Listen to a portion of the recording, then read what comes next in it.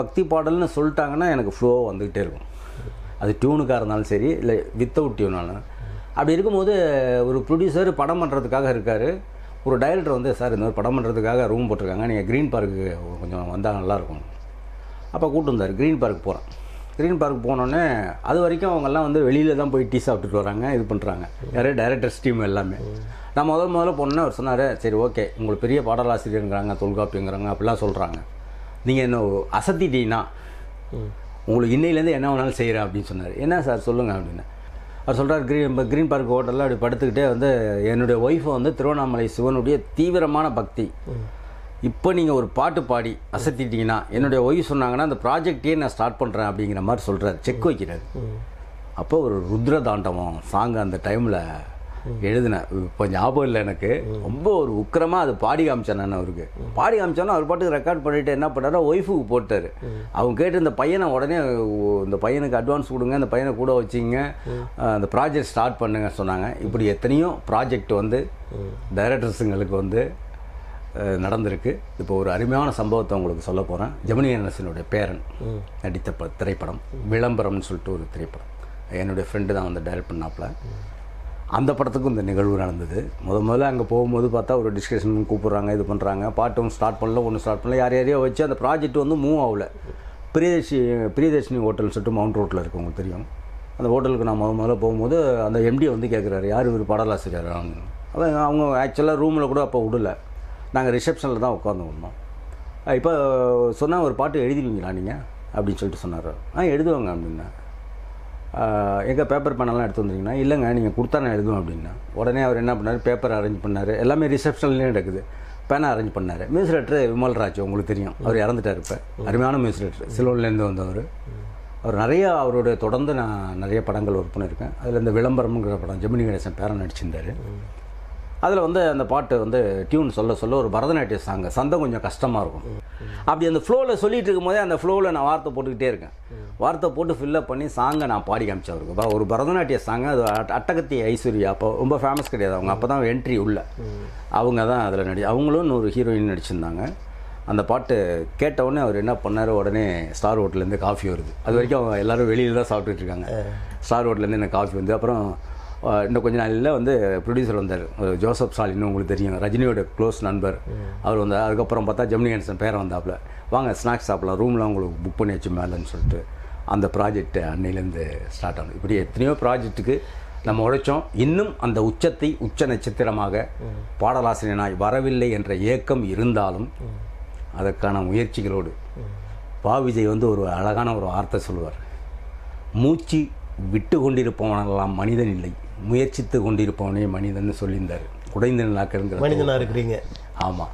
அதனால் நம்ம வந்து கடைசி அட்டம் வரைக்கும் ஜெயிப்போம், ஜெயிக்கிறதுக்கான முயற்சியில் இருப்போம். இப்போ இசையமைப்பாளர்கள், ஆமாம், திறமையானவர்கள் நிறையா இருக்காங்க.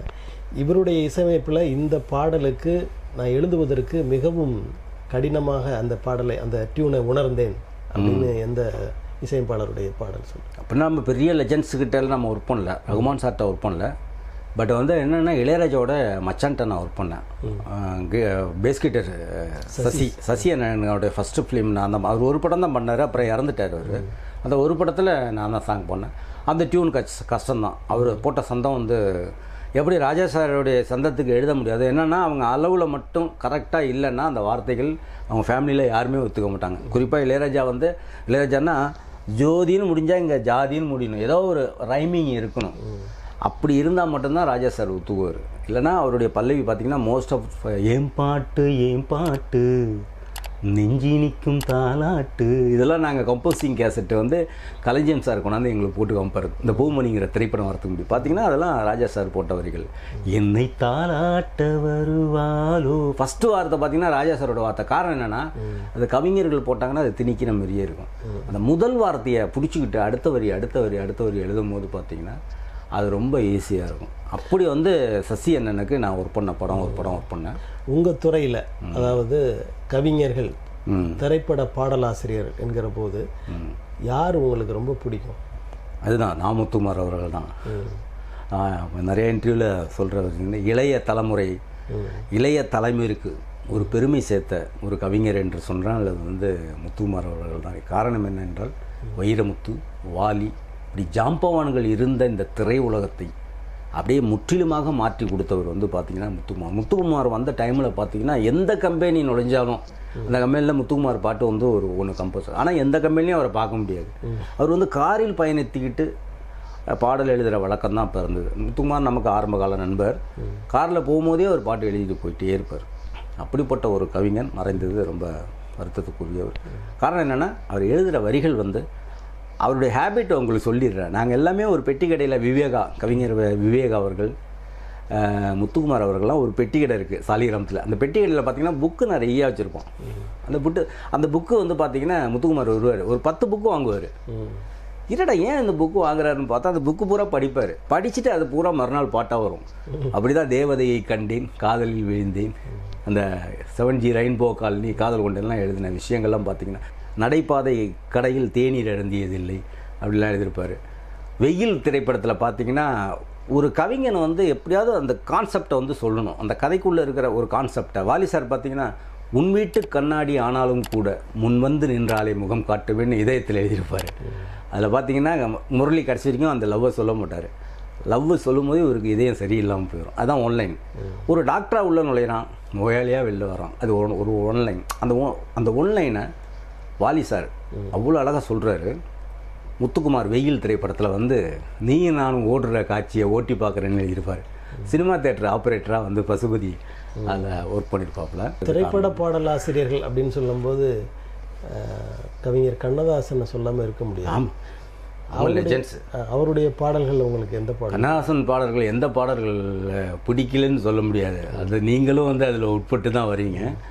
அதில் வந்து அதாவது பாடல்கள் திரும்ப திரும்ப கேட்க தோணும். திரும்ப கேட்க தோணுங்கிறதுல ஒரு மனிதனுக்கு ஞானம் வந்து ஞானியர்களை பார்த்தால் வரும் என்று சொல்லுவார்கள். தெய்வத்தை கும்பிட்டு கடைசி நேரத்தில் ஞானம் வரும் என்று சொல்வார்கள். ஆனால் கண்ணதாசன் பாடலை ஒரே ஒரு பாடல் கேட்டால் ஞானம் வரும். அப்படி வந்த பாடல் தான் மனிதன் நினைப்பதுண்டு வாழ்வு நிலைக்கும் என்று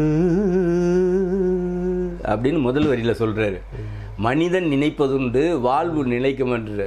மனிதனோட கணக்கு எல்லாம் எதிர்காலத்தில் பங்களா வாங்கணும், ஃப்ளாட் வாங்கணும், காரில் போகணும், பறக்கணும், இப்படி போகணும், அப்படி போகணுன்ட்டு அவன் நினச்சிக்கிட்டே இருக்கான். 2 வரியில் சொல்லிட்டார். அடுத்த வரி சொல்கிறாரு பாருங்க, கடவுள் நினைப்பதுண்டு பாவம் மனிதன் என்றுன்னு சொல்லிட்டு.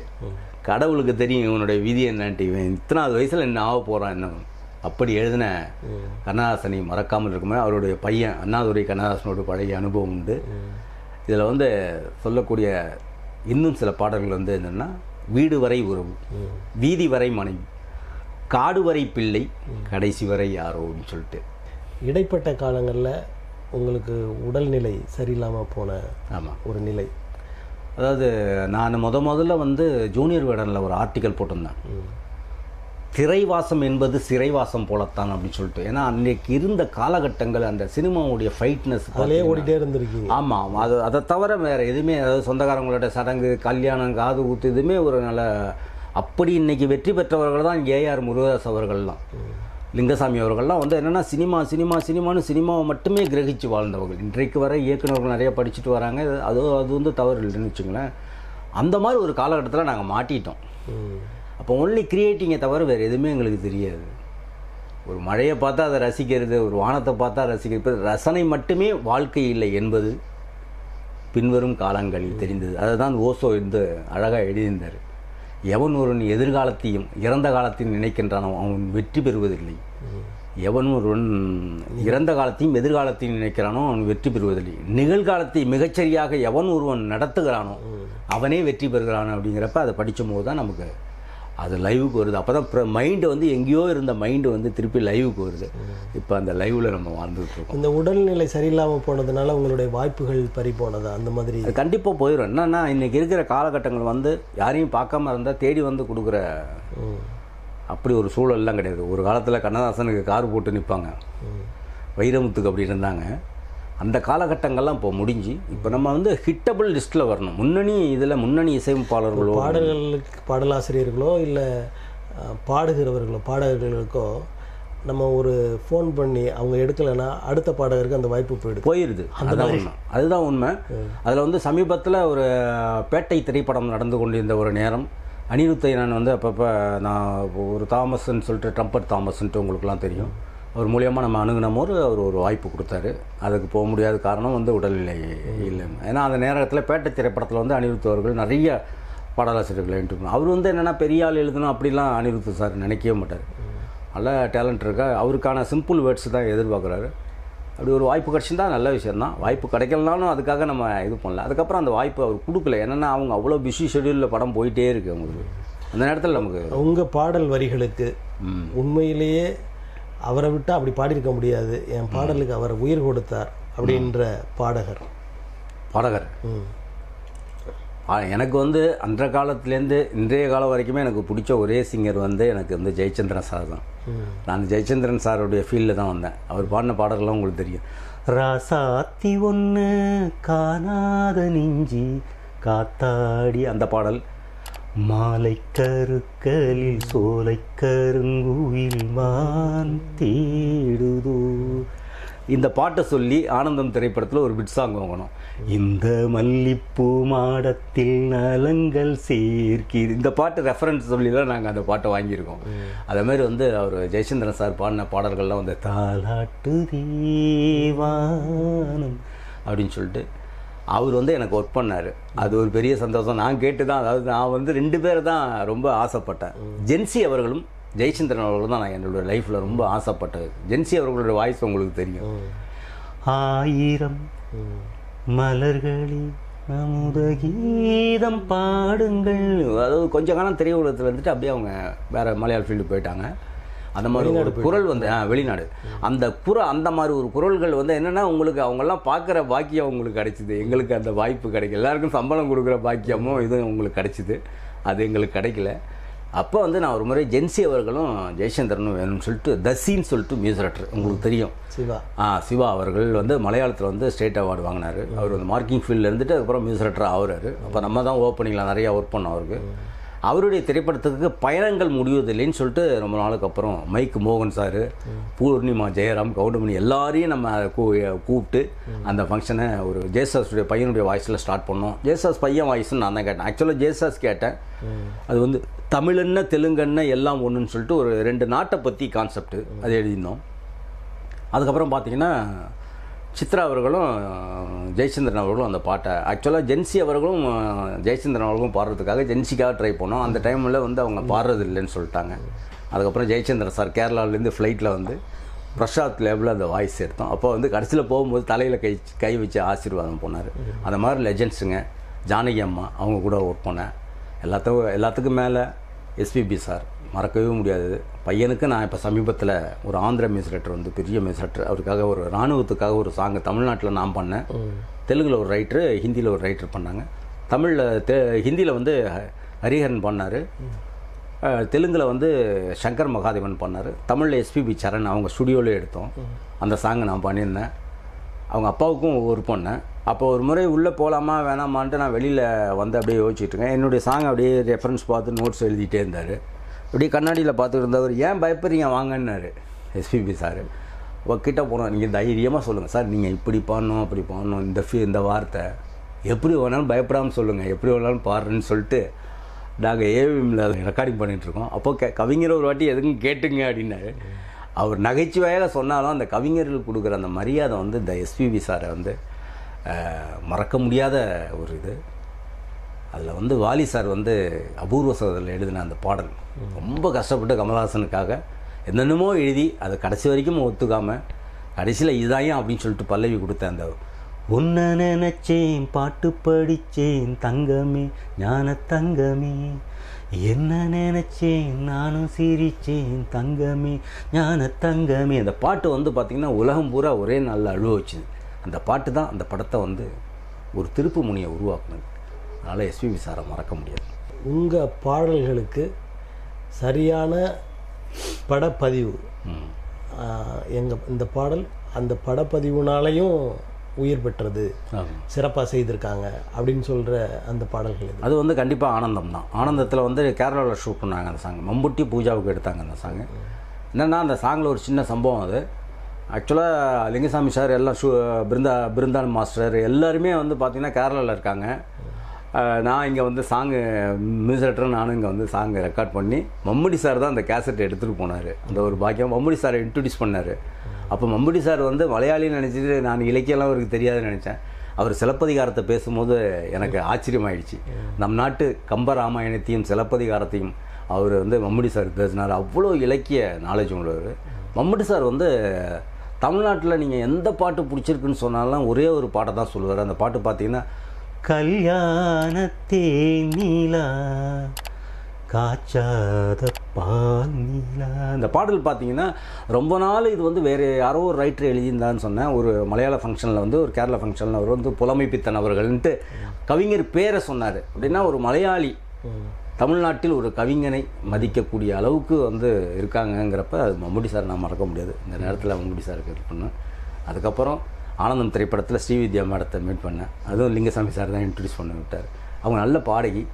அவங்கள்ட்ட சில பாடல்களை பற்றி பேசும்போது ரொம்ப அம்மா ஒரு புகழ்பெற்ற பாடகர். ஆமாம், அவங்க அம்மாவும் ஆமாம், அது உங்களுக்கு தெரியும். அப்படி பார்த்தீங்கன்னா அவங்கள்ட்ட சில பாடல்கள்லாம் நான் சொல்லும் போது அவங்களே ரொம்ப வியப்பாக சந்தோஷமாக அவங்க பார்த்தாங்க. அவங்களோடலாம் பழகின அந்த செகண்ட் இருக்குல்ல, ஒரு மணித்துளியாக இருந்தால் கூட அது ஒரு சந்தோஷமான நிகழ்வு. இது தவிர இந்த ஒளிப்பதிவகங்களில் இருக்கிற பொறியாளர்கள், சவுண்ட் இன்ஜினியர்ஸ், ரெக்கார்டிஸ்ட், இவர்களில் வந்து மிகவும் திறமையானவர் உங்கள் பார்வையில்? என்னுடைய பார்வையில்னா என் கூட ஒர்க் பண்ணது விஜய் ஆண்டனி தான். அசோகன் தேட்டர் இருந்தது அவங்க வீட்டில். ஆமாம், அப்போ லதா மேடம் ரஜினி சாருடைய ஆல்பம் ஒன்று பண்ணோம், ஆடியோ ஃபைல்ஸ். அதில் வந்து விஜய் ஆண்டனி சார் ரெக்கார்டிஸ்ட்டு, நான் லிரிக் ரைட்டர். அப்போ என்னெல்லாம் தெரியாதவருக்கு அவர் வந்து ரெக்கார்டிஸ்டாக இருந்தார். அப்போ அந்த ரஜினி 50 அந்த ஆல்பங்கள்லாம் நாங்கள் அவர் கூட ஒர்க் பண்ணியிருக்கோம் அறியாமல். ரஜினி சார் அவர் தான். ஆமாம், ஆனால் ரொம்ப பேச மாட்டார். அப்பயே ஏதாவது காதில் மாட்டிக்கிட்டே தான் இருப்பார். பின்வரும் காலங்களில் அவர் வந்து விஜய் ஆஃபீஸில் வந்து நான் அவரை மீட் பண்ணியிருக்கேன், ட்ரை பண்ணியிருக்கேன். அதுக்கப்புறம் உங்களை எழுதுறதுக்கு அவர் கூப்பிடல? இல்லை, அது நம்ம போய் முயற்சி பண்ணலாம். ஏன்னா அவர்கிட்ட தொடர்ந்து யாரோ ஒரு ரைட்டர்ஸ், அதான் அண்ணாமலை அந்த மாதிரி நிறைய யாரோ ஒரு ரைட்டர்ஸ் வந்து நண்பர் தான். அண்ணாமலை வந்து உச்சி மண்டையில் சுருங்குது. இப்போ பெரும்பாலும் எல்லா கவிஞர்களும் நமக்கு நண்பர்களாக இருந்தது ஒரு சந்தோஷம். அது குறிப்பாக சினேகன் அவர்கள். அவங்க எல்லாமே தஞ்சாவூர் சேர்ந்தவங்க. யுகபாரதி தஞ்சாவூர். நம்ம தஞ்சாவூர்லேருந்து நிறைய கவிஞர்கள் வந்தாங்க. அவங்கெல்லாம் இன்றைக்கி முன்னணியில் இருக்கிறதுங்கிறது சந்தோஷம். உங்களுக்கு அடுத்த தலைமுறையினர் ஆமாம் கவிஞர்கள், அவங்களுடைய செயல்பாடுகள், அவங்களுடைய எழுத்துக்கள்லாம் எப்படி இருக்குது? எழுத்துக்கள் நல்லா தான் இருக்குது. இது வந்து ஏற்கனவே ஒரு முறை வந்து வாலி சார் சொல்லியிருந்தார், எல்லா பாட்டுமே நல்லா தான் எழுதுறீங்க. பா விஜய்க்கும் நாமத்துக்குமார்னு சொன்னது விஷயம். எல்லா பாட்டுமே நல்லா தான் எழுதுங்க, அந்த எழுத்து எப்படி போய் சேருதுங்கிறது தான் முக்கியம். அப்படி பார்க்கும்போது இப்போ சமீபத்திய இசையமைப்பாளர் ஜிவி பிரகாஷ் முகம் அவர்கள் எள்ளுவய பூக்கலையே ஏறெடுத்து பார்க்கலையே ஏஞ்சாமி தானா என்னென்னா, நீங்கள் எந்த வார்த்தையோ அந்த வார்த்தையை சிதைக்காமல் ஒரு டியூனை கொண்டு வந்துட்டீங்கனாலே அது வந்து, ஏன்னா அது டிஆர் அவர்களும் செஞ்சுருக்கார். அந்த காலகட்டத்தில் டிஆர் அவர்கள் தண்ணீரிலே மீன் அழுதால் கண்ணீரை தான் யார் அறியும். இந்த கவிதையை பார்த்தீங்கன்னா நம்ம ஃபாரினில் வந்து நிறைய வில்லியம் வேர்ட்ஸ்வர்த் இந்த மாதிரி வந்து ஃபாரின் கவிஞர்கள்லாம் வந்து எழுதின கவிதைகள் வந்து அவன் எழுதியிருப்பான். அந்த கவிதை வந்து பார்த்திங்கன்னா தண்ணீரில் வந்து அழுதா வந்து நமக்கு தெரியாது அப்படிங்கிறது. அதை வந்து தமிழில் வரும்போது அவர் யோசித்து ஒரு லெஜெண்டாக வந்து டிஆர் அவர்கள் எழுதின அந்த பாடல் என்னென்னா, அந்த வரி போய் சேர்கிறதுக்கு அந்த டியூனு ரொம்ப முக்கியமாக இருக்குது. ஸோ அந்த டியூனு ஒரு மாதிரி வேறு மாதிரி இருந்ததுன்னா அது நல்லா இருக்காது. ஒரு பொறாமை ஏற்படுத்திய கவிஞர் அப்படின்னா யார்? இல்லை, அப்படி வந்து நம்ம நான் நினைக்கிறது இல்லைங்கிறது அது பொய்யான தகவலாக இருக்கும். பொறாமை ஏற்படுத்துங்கிறத நம்ம வந்து எல்லாமே வந்து வைரம் சாரோடைய நம்ம சமகாலத்தில் வந்து வைரம் சார் தான், அவருடைய பாதிப்பில் தான் அன்றைக்கி கபிலனாக இருக்கட்டும் எல்லாருமே போனால். ஆனால் நீங்கள் சொல்கிற விஷயம் வந்து கரெக்டு. நான் கபிலனை பார்த்து வியந்திருக்கிறேன். கபிலன் வந்து எழுதின விஷயம்லாம் வந்து பார்த்திங்கன்னா அவ்வளோ பலமான விஷயங்கள்லாம் எழுதியிருப்பார். காலா திரைப்படத்தில் அவர் எழுதின பாடல்கள்லாம் அப்படி இருக்குன்னா, கவிஞரில் வந்து பெரிய லெஜண்ட் வந்து கபிலன். அவருடைய திறமைகள் இன்னும் வந்து வெளிப்படாமல் போயிடுச்சோங்கிற கவலை வந்து ஒரு கவிஞனாய் தொல்காப்பியனாய் எனக்கு இருக்கிறது. ஏன்னா அவ்வளோ பெரிய ஊத்து அது.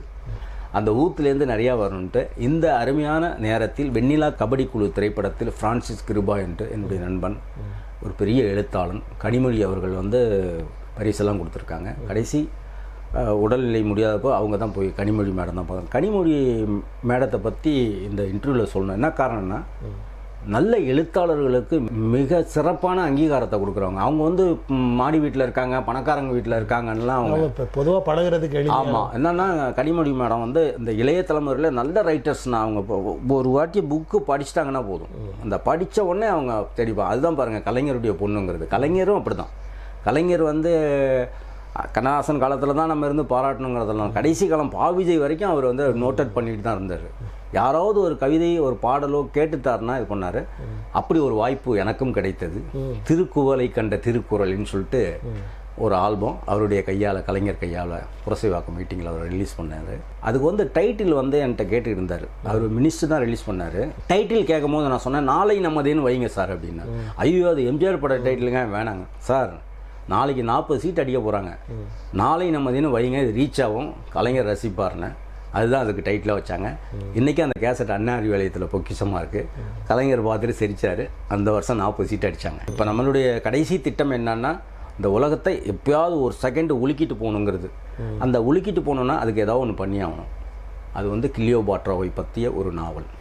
கிரேக்க பேரரசு. இந்த உலகத்தில் வந்து ஆண்மை ஆண்மை என்று சொல்லிவிடுற ஒரு பெண்மை ஆண்மையாக வாழ்ந்துட்டு போன சரித்திரம். அந்த சரித்திரத்தில் என்னன்னா காதல் பகுதியை நம்ம தொட்டிருக்கோம். அதை எழுதிட்டு இருக்கீங்களா? அதுதான் எழுதிட்டு இருக்கோம். மார்க் ஆண்டனி தான் அவங்க லவ் பண்ணுவாங்க. இந்த மார்க் ஆண்டனி வந்து கடைசி வரைக்கும் அவங்க லவ் பண்ணிகிட்டே இருப்பாங்க.